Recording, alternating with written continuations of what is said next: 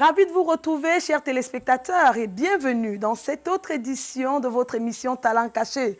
On est parti de Yaoundé pour un village qui se situe à quelques kilomètres de la ville de San Mélima. Nous sommes en Toudakoum et on vous amène à la découverte de quelqu'un que beaucoup d'entre vous connaissent et que d'autres auront le plaisir de découvrir. Bienvenue. Merci de recevoir l'équipe de Talent Caché chez vous. Pour ceux qui regardent pour la première fois, qui êtes-vous? Je suis M. Abbé Solo et Saint-Pierre Évariste. Je suis camerounais, âgé de 36 ans. Je suis d'abord chef d'entreprise, puis je suis le président international de l'ASDECA, qui est une organisation de jeunesse regroupant ce jour plus de 3 millions de jeunes, y compris la diaspora. Diaspora parce que nous sommes représentés dans près de 13 pays actuellement à l'étranger. Je veux parler de la France, la Belgique, les États-Unis, le Canada, etc. L'objectif de cette organisation, d'abord sa création, nous l'avons mis en place en 2008 après les émeutes de fin. Le but était de mobiliser les leaders des universités afin de les encourager à ne pas se laisser manipuler au vu de détruire leur propre avenir qui est évidemment la destruction des acquis, au contraire de participer à la préservation des acquis. Leur démontrer que les aînés, ceux qui sont aujourd'hui présents des partis politiques et tous les acteurs politiques que vous connaissez, ont fait leur temps et à leur époque avaient tous les avantages que nous connaissons, pour pouvoir non seulement faire des études, mais aussi pouvoir s'intégrer dans l'administration.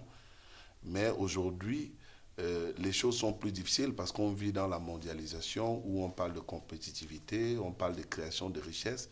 Et donc les pays n'ont plus les mêmes avantages, les mêmes opportunités qu'avant.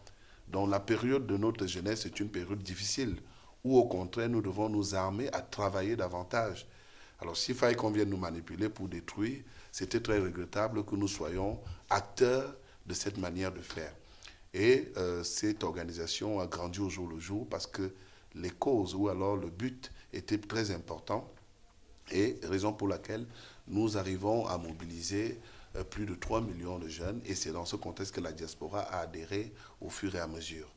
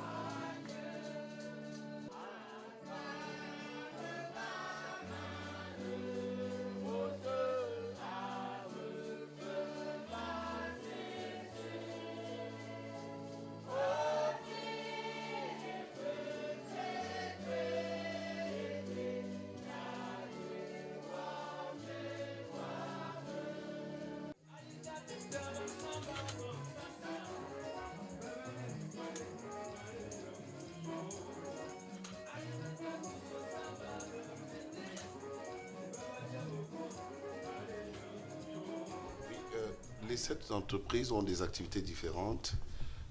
Nous avons dans la zone de San Milima un vaste projet agropastoral dénommé Projet Cana de 500 hectares dont à ce jour nous avons déjà pu mettre au sol plus de 160 hectares et rénover une ancienne cacaoyère de 40 hectares, ce qui fait globalement 200 hectares. Et ça, ce sont les nouveaux plants qu'on a mis au sol. C'est pour ça que vous voyez les plastiques tels que nous avons fait, alors que nous avons l'ancienne cacaoyère qui est là. Donc nous faisons un système de renforcement en ligne pour pouvoir combler les espaces qui sont vides et avoir une plantation pleine. Il est important de savoir qu'en dehors de ça, nous mettons des arbres fruitiers partout. Hein, et nous mettons le plantain. Ça, c'est un plantain. Ça, ce sont les rejets que nous avons mis qui sont en train de pousser. Donc, nous avons le plantain, les arbres fruitiers, le tout va ensemble. Donc, nous avons ici 2 gourmands. Ça, on doit enlever. Et à l'autre, le deuxième. Voilà. On doit dégager tout ce qui est gourmand afin de libérer l'arbre principal qui devrait produire des fruits. Voilà. Je dis ça, c'est l'ancienne cacaoyère de 40 hectares dont je vous parlais tout à l'heure, où on a renforcé les plants de cacao, la banane plantain et les arbres fruitiers. Le principe est de ramener de 3 en 1 qui est un nouveau concept. Et tout autour, on crée des champs de bananes plantain, tels que vous voyez, parce qu'ici, les récoltes. Regardez ici, on va récolter bientôt. Si vous regardez plus loin, il y a d'autres qui sont en train de pousser. Et en même temps, pour capitaliser, on met à la fois le macabo, que vous voyez ici, à la fois le maïs. Et de l'autre côté, vous verrez que le maïs est en train de pousser, c'est assez grand. Donc nous pourrons le récolter. Le projet a démarré en fin 2011, donc nous avons 1 année et demie. L'objectif est d'ici 2 ans de pouvoir couvrir les 500 hectares. Et vous y trouverez des produits à longue durée, c'est-à-dire les 3 en 1. Vous avez la banane plantain, le cacao, les arbres fruitiers. Nous venons d'entrer ici. Ça, ce n'est que le premier angle. Alors, vous voyez, quand je parle d'anciennes cacaoyères qui s'étendent sur 40 hectares, c'est parce que nous ne sommes pas allés de ce côté.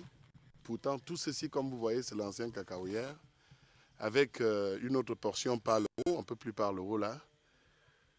Nous n'avons pas regardé ce côté. Évidemment, côté est,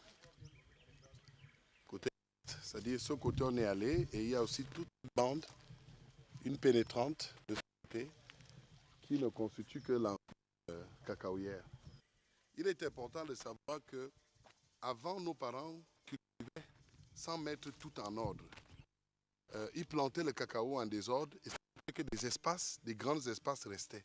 Aujourd'hui, il est important de pouvoir capitaliser ces espaces et professionnaliser, n'est-ce pas, la culture du cacao, tout en renforçant notre culture afin d'en faire vraiment des champs de production très très excellentes. Ça, c'est l'avocatier. Ça, c'est la papaye solo. Alors, on intègre, voilà l'autre papaye qui est là, on les intègre partout. Le système étant de faire une récolte non-stop durant l'année. C'est-à-dire, en janvier, nous serons peut-être en train de récolter une qualité de fruits. On enchaînera avec une autre en février, une troisième en mars, etc. Voilà à peu près la stratégie que nous avons mise sur pied ici.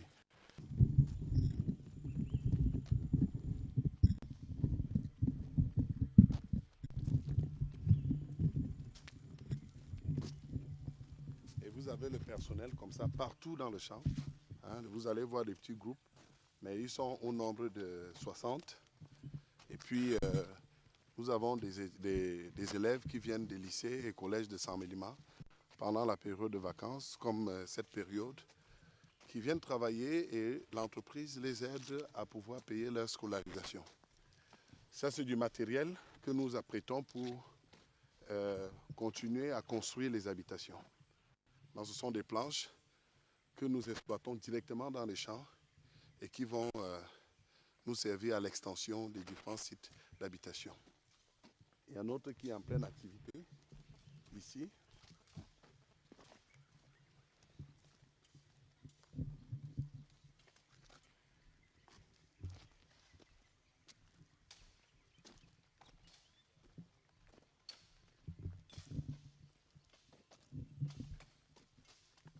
Voilà, c'est le même système.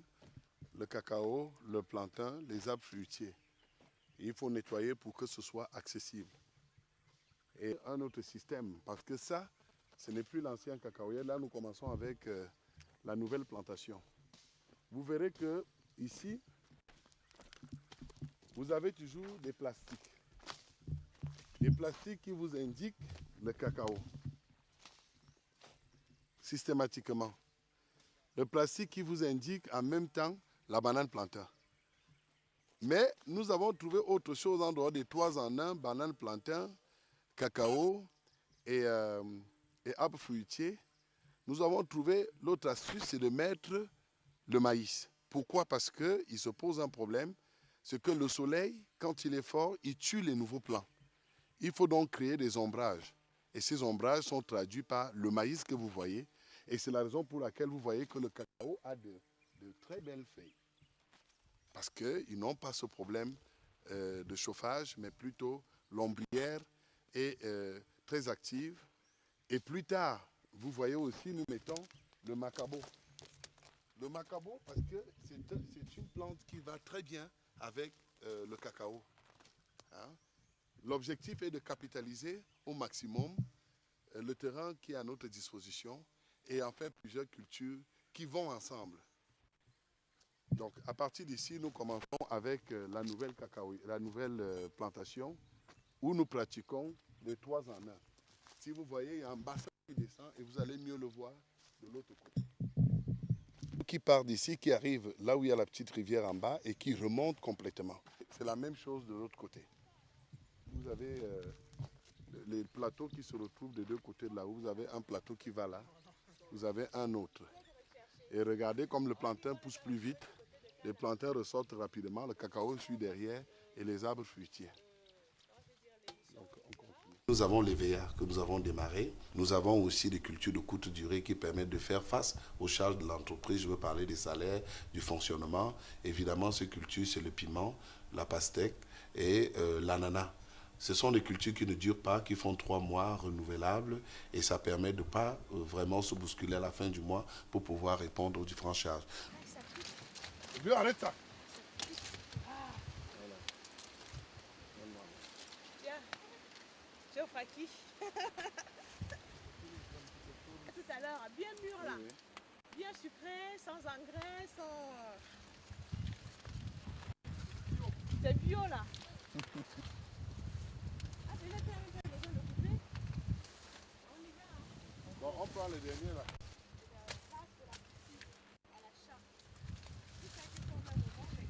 Bon, on ressort.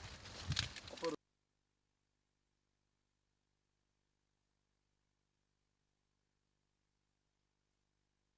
C'est la vie de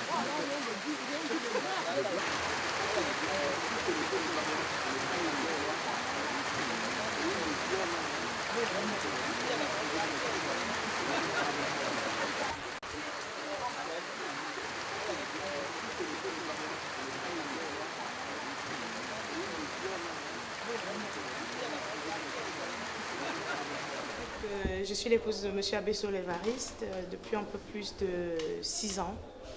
Voilà, bon, je ne vivais pas ici. On s'est rencontrés à l'étranger et comme j'ai trouvé quelqu'un comment je vais dire, de très talentueux, de très engagé dans ce qu'il faisait, je n'ai pas hésité, je suis venue le retrouver parce que j'estime qu'un mariage se vit. Voilà. Et vous êtes chef d'entreprise, oui. Vous êtes directeur général. C'est costaud pour une dame, une épouse. Comment vous en sortez? J'avoue que c'est très costaud. M'en sortir, honnêtement, c'est pas évident. Mais comme partout, il y a des avantages, des inconvénients. Le premier avantage, c'est que voilà, nous sommes tout le temps ensemble. Je suis à peu près au parfum de tout ce qui se passe, du fait d'être son épouse. Mais le gros inconvénient, c'est que le travail ne finit jamais. Ça ne finit jamais. Même quand on est à la maison, même si on se retrouve au village, ben, on parle travail tout le temps, tout le temps, tout le temps. Dire que je m'en sors, je suis à mes débuts, j'espère m'accrocher. Ce qui m'a d'abord amené, c'est le magazine L'Air du Temps. Donc j'ai commencé à soutenir mon mari dans ce cadre-là. Et puis au fur et à mesure que ça a pris de l'ampleur, j'ai décidé de le soutenir un peu plus pour qu'il puisse faire autre chose. justement, et pour que son état de santé ne se fasse pas trop. Ce n'est pas très facile, j'aurais préféré rester à la maison, m'occuper des enfants et sortir de temps en temps, faire du travail, venir au travail de temps en temps, mais franchement, c'est pas évident. Surtout quand on a le village en plus, l'agriculture, les champs, le cabaret. J'avoue qu'en ce moment, je n'ai pas beaucoup de temps. Mais en même temps, on essaie de s'entourer hein, des collaborateurs qui ont des bonnes capacités. Et du coup, j'essaie de déléguer au fur et à mesure pour avoir un peu de temps avec la famille.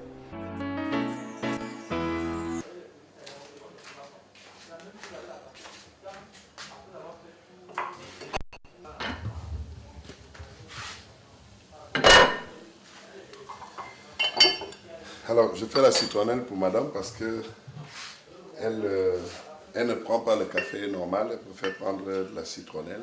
Apparemment, ça donne beaucoup de vertus. Hein, c'est ce qu'elle prend vulgairement ici au village et quand nous sommes à Yaoundé.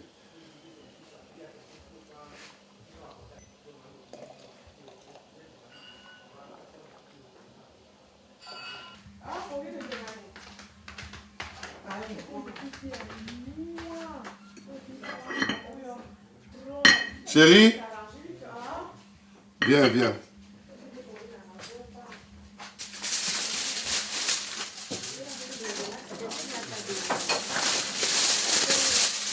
Il n'y a pas de compte. Pourquoi il n'y a pas la brioche?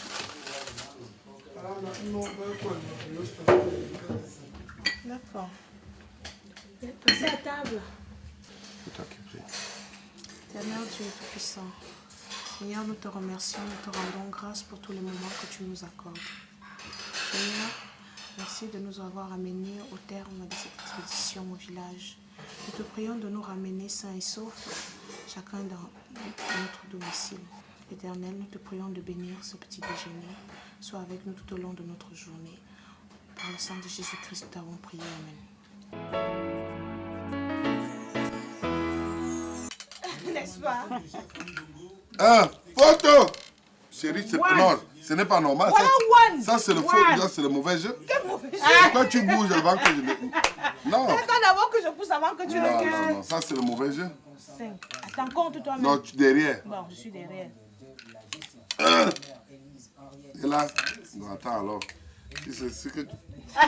Souffle. Non, non, arrête un peu, ça c'est les histoires. On fait quoi? Ça c'est le mauvais jeu.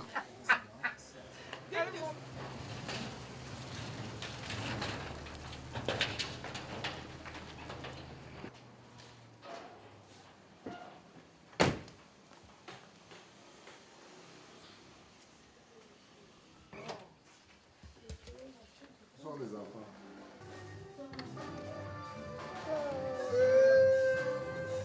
Ça va? Tu mets les chaussures, tu vas aller. Tu vas aller où? Tu vas aller à l'église. Oui. Et qui t'a habillé comme ça? Ah, elle t'a mis la belle robe. Oui. D'accord. Ça, tu vas aller à l'église. Tu as tourné. Lève.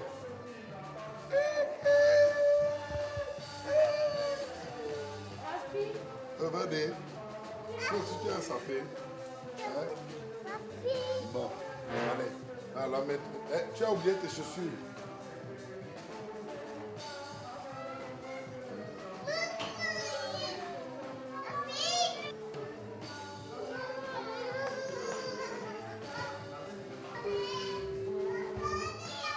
Attends, et où est le verre? Hein?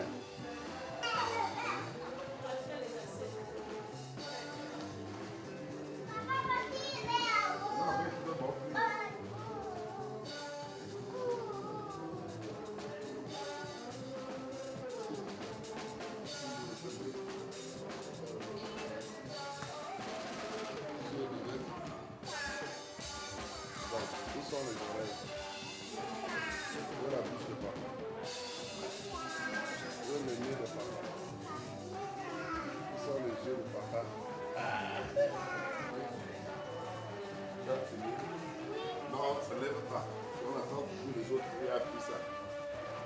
fini, attention, tu vas baisser.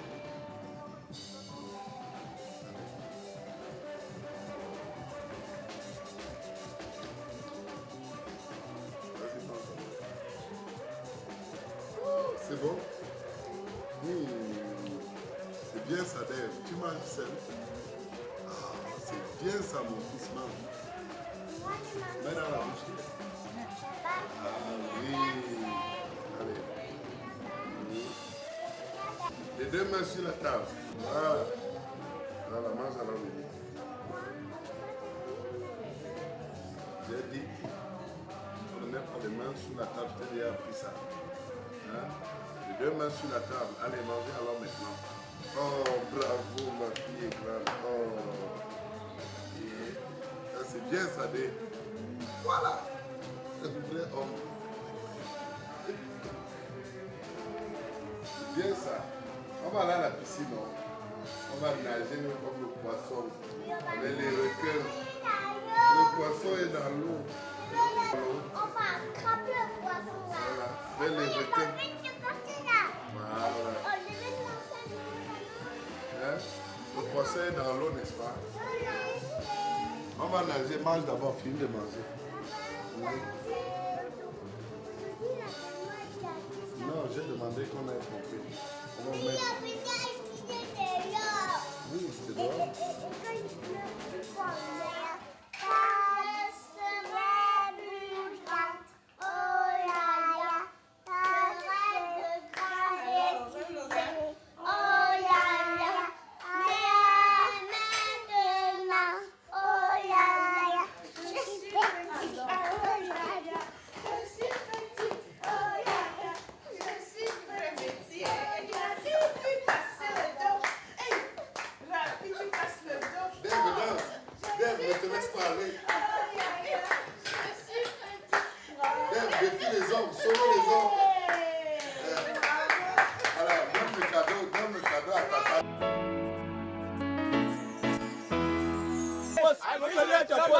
Oui, parce qu'il est avançant. Il va marquer contre le dans le poste. Bien, j'aime bien. Prends le maillot de petit là. Non, superpose, n'enlève pas superpose. Allez, allez. Oui.